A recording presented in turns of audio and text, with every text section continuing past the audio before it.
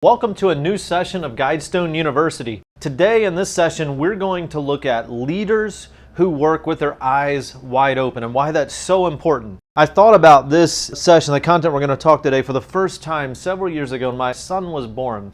My wife had a C-section delivery of my son, and so for the first several hours of his life, it was just me and him. I mean, we're together in the nursery, and so I gave him his first bath, and I hung out there with the nurses and with all the babies in the nursery. And it was while I was spending time with him in those very first few hours of his life that I first thought about some of the things that we're going to talk about today. And standing there in the nursery, I actually Googled, when can my baby see? I mean, I wanted to know, can he see me like right now? I mean, I'd heard all these things that babies can't see. In fact, it's weeks, if not months, before they can see. And I wanted to know, can my baby see me? Can this boy who is already so full of life, can he see me? Can he recognize me? When will he recognize his mom? Am I wasting time making faces at him and talking to him? Does he even know who I am? And as he gets older, when is it going to be that he can bond with his older sister who's already fascinated by him? And why does he occasionally cross his eyes? I mean, I had all these things going through my mind. And as I was thinking about those things, when I Googled it, I came up with all of this information about when babies can see. In fact, the Smith-Kettlewell Institute says that the vision of a newborn is substantially developed by the time that they're 10 months old. Most infants even have 20/30 vision by the time they're 8 months old. And so for months, I realized that even in those early moments, standing there in the hospital nursery, that for months, my son would function, he would eat, he would breathe, he would sleep, he would laugh, he would cry, he would grow, among all other kinds of things, without being fully aware of everything else that was going around him, because he wouldn't be able to see clearly. And in my work with teams and with organizations, I've witnessed a manager come in and they ask a question, and after just a few moments of conversation, they go out and they make a significant decision, an organizational altering decision that's based on just a few moments of conversation. And in fact, I've been that guy more than once. I've made decisions without seeing clearly the path ahead. Now, don't get me wrong. I'm not advocating analysis paralysis. I mean, where we just beat the thing to death. We make all of these decisions. We have all of these meetings. We waste significant time and energy, and we make very little progress. If we're honest, I think that we all have to admit that the problem is not a vision problem. We can see. We just don't see. And since I can learn from anyone, that's something I've learned over the years, my newborn son, in the early hours of his life, there were 3 reasons that I realized that great leaders approach their life, work, and their leadership with their eyes wide open. Number 1, they learned that what they're looking for is often already there. I've spent times with executives and with people who are leading, even entrepreneurs, small businesses, large companies, billion-dollar corporations, and they're working every moment to build it bigger, to become better, to belong to something differently. And yet when I look at their life and I look at their work, and I'm like, man, you've already been so successful. What are you working toward? And some of them, they articulate the vision, and you look around at what's going on, and they've already accomplished the vision, but yet they're still working themselves to death, and they're working their people to death. And the insatiable appetite of our culture for newer and more, along with the ever-evolving marketplace, continually outdistances any progress that these executives make in their work. Always a quest for something new and something bigger and something better. Now, don't misunderstand what I'm saying. I'm for growth. In fact, every organization that I served with grew significantly while I was there.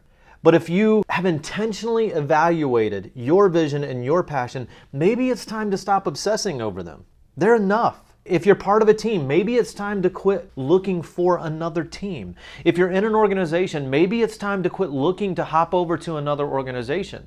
If you're leading a team, maybe it's time to stop trying to get rid of people off of the team and work at developing the people. I mean, people are so valuable and they're worth developing.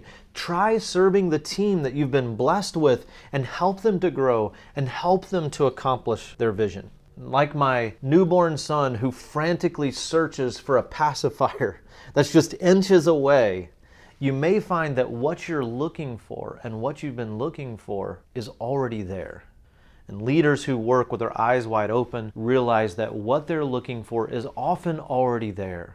They just have to recognize it and take the time to slow down and recognize it's already there. Number 2, and this is similar to number 1, but everything that we're working for can often blind us to the treasures that are all around us. And we're thinking here specifically about relationships. More than once, I cheated relationships and priorities that would have added significant value and would have brought greater fulfillment to my life and my work because I was hurriedly working to improve my organization or my home or the nonprofits that I was working with, the teams that I was working with, my financial position.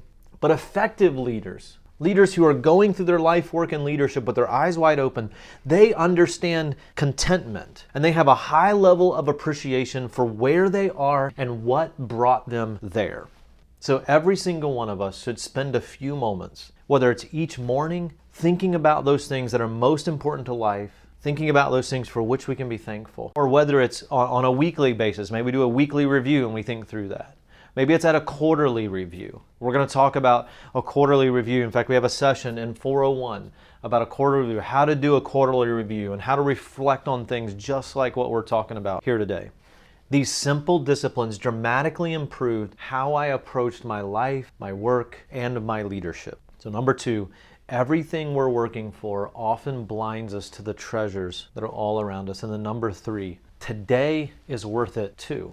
There are people who, in a moment like the birth of their child, they're at the office or they're away on a trip and they totally miss the birth of a child. And I thought about those things as I'm standing there in the nursery with my son. It was almost as if time was standing still and there was nothing else in the world that was more important than that moment and those few precious moments. I mean, even though I wanted my wife to be there, I treasured those moments alone together with my son. See, regardless of what we're working toward, how huge our vision is, how compelling our goals are, how passionate we are about the initiatives that we're leading or the organization that we're leading or the people that we're leading, nothing is a worthy substitute for today. And nothing is a worthy substitute for today's top priorities. No project, no deal, no organization. Nothing is more important than investing in people and creating memorable moments today. I mean, let's be honest. Few things that demand our attention today or that demand urgency today are really all that important. So whatever you do, don't miss today because you're overly focused on tomorrow. See, the way to have a great future is to have a lot of great todays. Quit being a baby, right? Open your eyes. You'll find more clarity and more focus than you ever thought possible. So leaders lead with their eyes wide open. They realize what we're looking for is often already there. They realize that the work that we're doing often blinds us to the treasures that are around us. And they realize that today is worth it too. And I want you to think about today. In fact, take a few moments and just write down, how can I be more aware of what's going on around me? Number 1, in my work. Number 2, in my relationships with people. And number 3, with the top priorities that I have in my work today. And here's what I want you to do. Shoot it to me in an email and I'll respond right away. I respond to every single email and I'd love to respond to you right away. And we'll look forward to seeing you in the next session of Guidestone University.